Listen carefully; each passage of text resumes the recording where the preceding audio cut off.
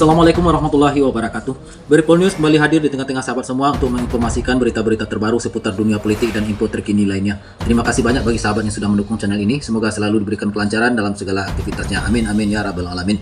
Red Notice perburuan buronan Interpol atas nama Muhammad Riza Khalid sudah resmi diterbitkan. Mabes Polri menyatakan Riza Khalid yang telah menjadi tersangka perkara mafia migas sejak Juli 2025 lalu saat ini diduga berada di salah satu negara yang menjadi anggota Interpol. Penangkapan terhadap Riza Khalid saat ini sedang dikerjakan dan dikoordinasikan. Dari 196 negara anggota Interpol atau member country, keberadaan Riza Khalid ada di salah satu negara anggota yang sudah dipetakan. Baik, sahabat Beripol News, berikut tayangan.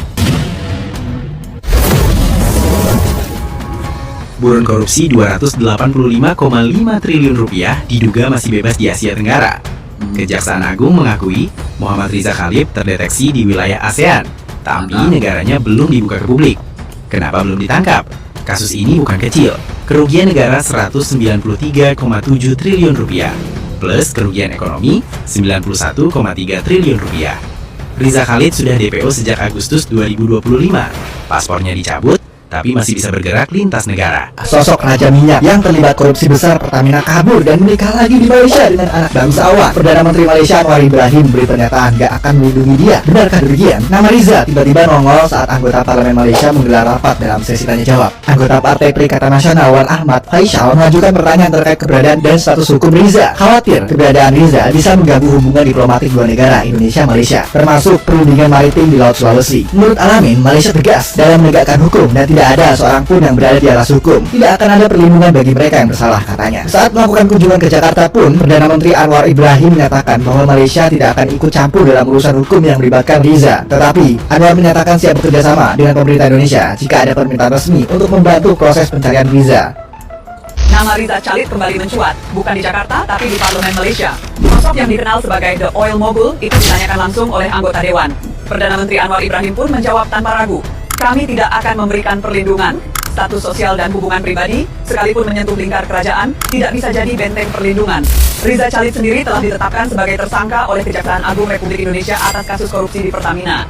Wakil Menteri Luar Negeri Malaysia memperkuat sikap itu. Bila ada permintaan resmi dari Indonesia, maka mekanisme hukum lintas negara akan dijalankan sebagaimana mestinya. Koordinator MAKI, Boyamin Saiman, sebelumnya menyebut Riza kemungkinan besar menetap di Johor dan menikahi kerabat istana sejak 4 tahun lalu. Tapi semua itu tak cukup untuk membungkam pertanyaan publik. Anwar Ibrahim mengakui pernah mengenal Riza, tapi menegaskan ia tidak punya kepentingan dalam urusan hukum sang buronan. Malaysia tidak akan mencampuri perkara hukum yang tengah berjalan di Indonesia. Pernyataan itu bukan hanya klarifikasi, tapi juga pernyataan sikap. Interpol akhirnya secara resmi terbitin Red Notice untuk Riza Khalid yang jadi buronan selama ini. Identitas dari Riza Khalid kini udah tersebar di 196 negara anggota Interpol. Ruang geraknya akan sangat dibatasi secara internasional dan akan dijaga di bagian imigrasi berbagai negara, serta berbagai negara akan mendeteksi keberadaannya jika mencoba melintasi perbatasan. Riza Khalid sudah ditetapkan sebagai tersangka oleh Kejaksaan Agung di Indonesia pada 10 Juli 2025 karena kasus korupsi pengelolaan minyak mentah di Pertamina periode 2018 hingga 2023. Ini merugikan negara ratusan triliun dan namanya memang udah terseret ke dalam hukum Indonesia selama bertahun-tahun. Namun belum ada kepastian. Meskipun menjadi buronan kejaksaan sejak lalu, penerbitan dari Red Notice membutuhkan proses verifikasi dan asesmen yang ketat di markas besar Interpol di Lyon, Prancis. Dan polisi baru mengajukan permohonan tersebut secara resmi pada pertengahan September. Kali ini Interpol secara resmi menerbitkan Red Notice untuk Riza Khalid di 23 Januari lalu, yang artinya cepat atau lambat pria ini akan tertangkap dan akan mempertanggungjawabkan perbuatannya. Polri tengah memburu buronan kasus korupsi tata kelola minyak mentah Riza Khalid. Interpol telah menerbitkan Red Notice untuk Riza Khalid sejak Januari kemarin. Langkah pengejaran Riza Khalid terus diupayakan Polri. Bertahun-tahun hilang dan dikabarkan tidak berada di Indonesia membuat Polri bekerja sama dengan Interpol untuk memburu saudagar minyak itu. Polri menyatakan Riza Khalid telah menjadi tersangka di kasus mafia migas sejak Juli 2025. Saat ini diduga ia berada di salah satu negara dengan jangkauan Interpol. Red Notice sudah dikeluarkan sejak 23 Januari lalu. Interpol Red Notice atas nama Muhammad Riza Khalid atau disebut MRC telah terbit pada hari Jumat tanggal 23 Januari 2026 atau seminggu yang lalu, dan setelah terbitnya red notice, kami menindaklanjuti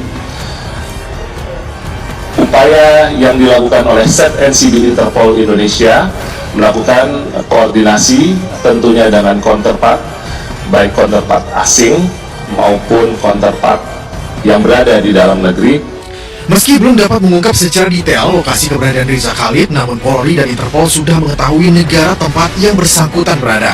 Riza Khalid diduga sempat berpindah-pindah negara setelah kabur dari Indonesia. Tersangka korupsi tata kelola minyak mentah itu diduga pernah kabur ke Singapura dan Jepang. Sejak status hukum sebagai tersangka diumumkan Kejaksaan Agung tahun lalu, sejak itu pula Riza belum berhasil diproses hukum.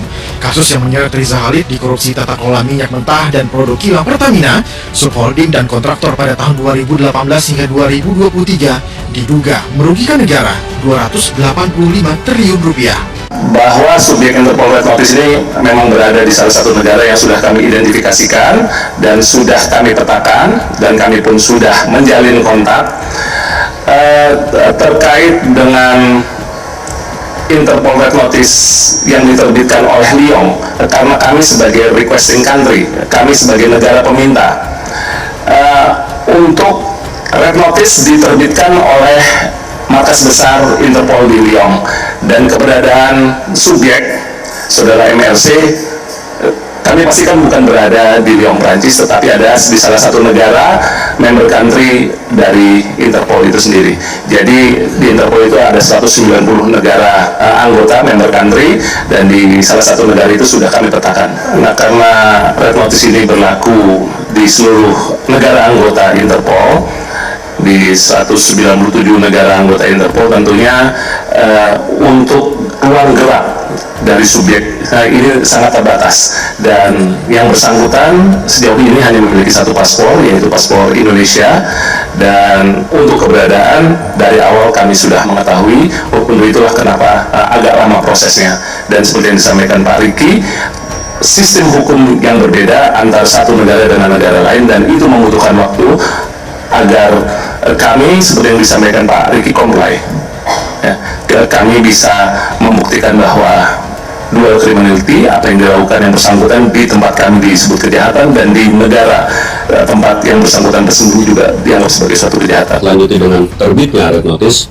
tentunya kami akan berkoordinasi dengan pihak-pihak terkait. Pertama tentunya dengan pihak NCB dan Interpol lebih lanjut lagi, dan juga nanti kami berkoordinasi dengan negara-negara tertentu yang diperkirakan keberadaan yang bersangkutan. Terkait dengan Interpol ini kan kewenangan masih di Interpol ya nantinya. Namun demikian, tentunya kan ketika nanti ada tindakan-tindakan langkah-langkah berikutnya, yang pastinya pasti Interpol akan melibatkan pihak kejaksaan selaku pemohon, dan penyidiknya kan Kejaksaan Agung. Yang kita tidak bisa berjalan sendiri. Ini kan di sini namanya kolaborasi kan, kita sinergi baik itu NCB maupun dengan Kejaksaan Agung, juga nanti dengan satker lainnya, baik nanti dengan pihak imigrasi, dengan pihak-pihak lainnya kita akan berkoordinasi. Yang jelas untuk saat ini kita percaya penuh dengan NCB dan Interpol. Namun demikian juga kita Kejaksaan tetap memonitor dan mempersiapkan langkah-langkah berikutnya. Salah satunya apabila nanti itu dideportasi, kan kita harus siap juga timnya. Tentunya kan harus kehadiran penyidik. Yang kedua juga nanti seandainya membutuhkan waktu juga untuk ekstradisi, nah langkah-langkah itu. Makanya salah satu kita akan dua langkah itu ke depannya. Baik, kita dukung terus upaya pihak Interpol agar saudagar minyak Muhammad Riza Khalid bisa segera tertangkap, sehingga kasus mafia migas yang ada di Indonesia akan bisa dibuka secara terang-benderang. Dan bukan tidak mungkin setelah tertangkapnya nanti Muhammad Riza Khalid akan ada tersangka baru yang terlibat dalam mafia migas. Baik, sahabat Bripol News, terima kasih banyak. Assalamualaikum warahmatullahi wabarakatuh.